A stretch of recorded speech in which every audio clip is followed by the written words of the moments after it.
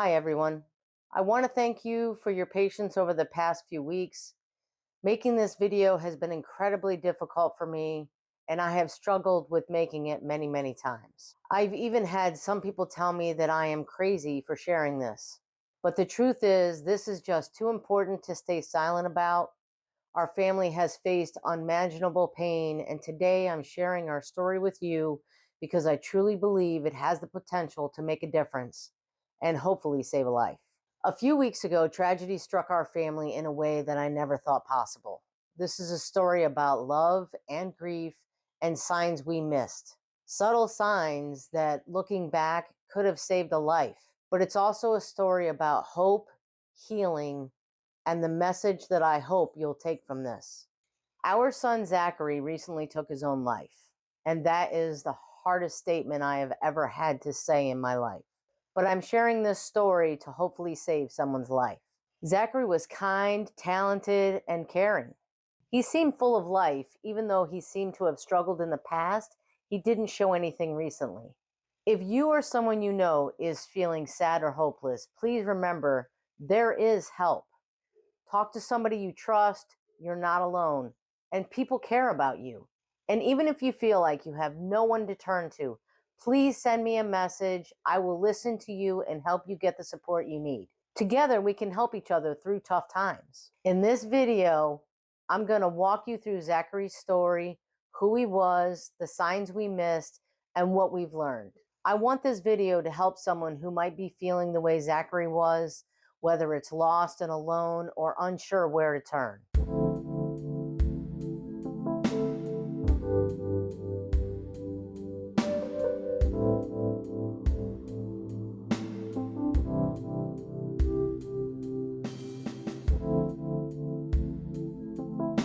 From the moment Zachary was 5, he always talked about being a chef.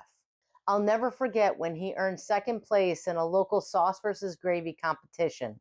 His secret ingredient, chorizo, a bold Portuguese twist on our town's Italian tradition, much like him. Zachary had an incredible ability to make everything his own, always finding unique ways to stand out. He was also an incredibly talented artist. He was designing his own video game. We have some of the sketches that he was working on. As a musician, he played guitar and was even learning the cello. His friend Gabby recently told me that she was teaching him the cello and he was very talented. Zachary had an incredible ability to light up the room, not just with his talents, but with his heart. He cared deeply about others and was always willing to help out, even though he struggled at times to help himself.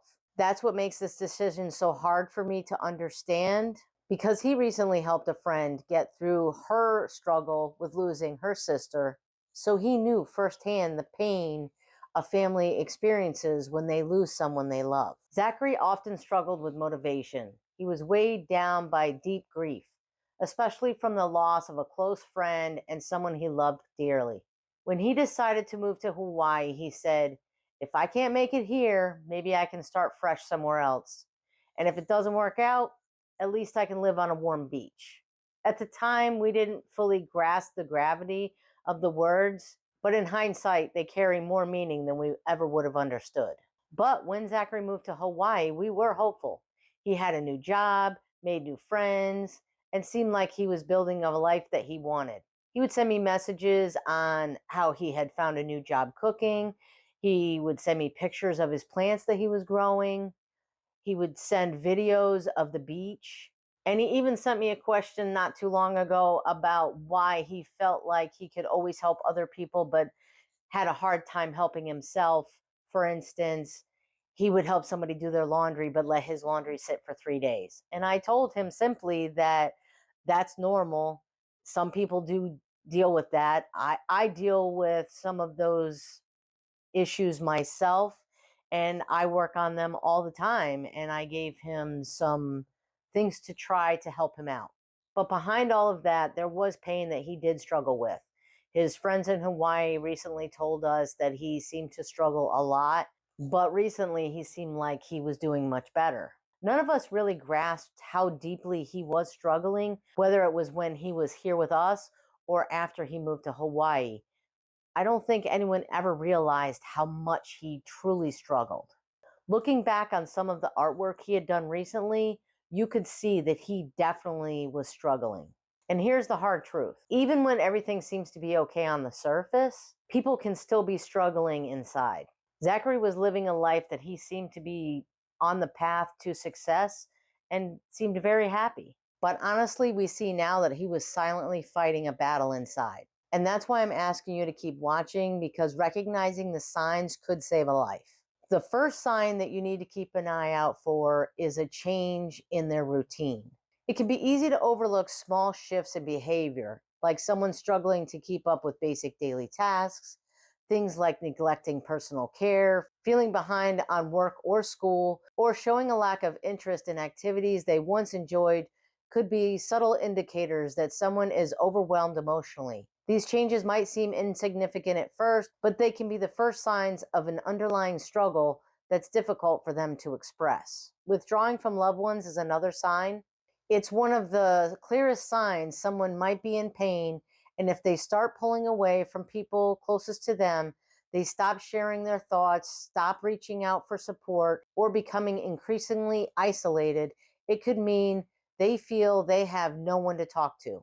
The withdrawal isn't always obvious. Sometimes they might still be present physically, but emotionally checked out. It is important to be aware of these changes in communication and make an effort to reach out even when they don't seem like they want to engage. Another sign is expressions of hopelessness. Sometimes someone might drop subtle hints about how they're feeling, but it can be easy to miss. Even if someone makes lighthearted comments like, I don't know where I fit in this world, those words could signify a much deeper feeling of hopelessness and despair. While it might sound like a joke or an offhanded comment, it's important to take it seriously. These expressions may be a person's way of communicating that they feel lost, without direction, or overwhelmed by life. Another sign is sudden mood changes.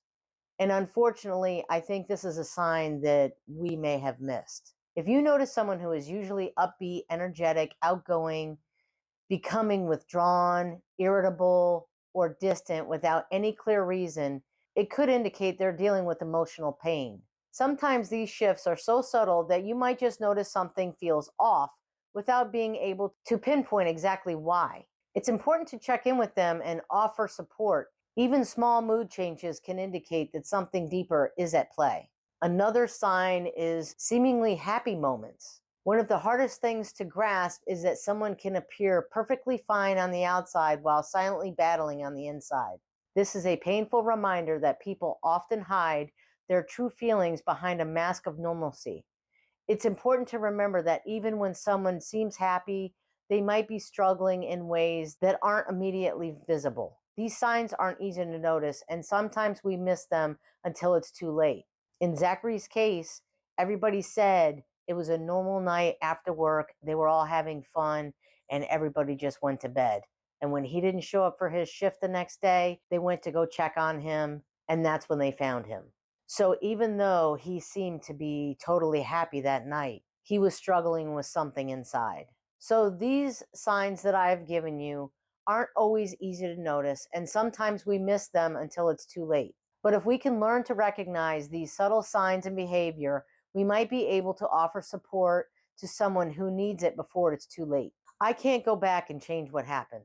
What I can do is share Zachary's story, hoping it will help someone else before it's too late. I want them to see that there's always hope, always help, and always a way forward, even when it feels impossible. If you or someone you know is struggling, please reach out, whether it's a friend, a family member, or a professional.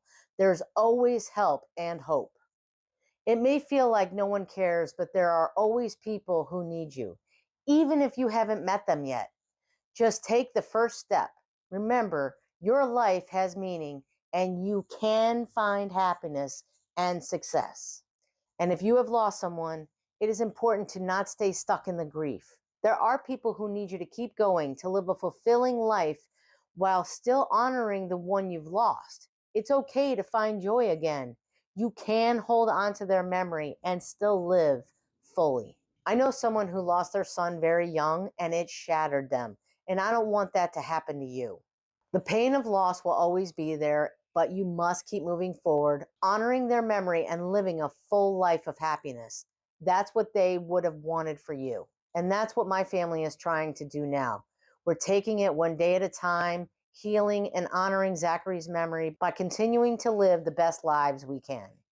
We will miss Zachary every day, but we're finding comfort when we talk about his antics and how he was such a goofball, his talent when it came to his art and his music abilities, and the love that he brought into all of our lives. Thank you for letting me share his story with you. I hope and pray that this video helps at least one person not make the decision that my son did and reach out for help in any way that they can, whether it's a friend, a coworker, anybody. And again, if you feel that you don't have anybody to talk to, please send me a message and I will listen to you and I will try to get you the help that you need.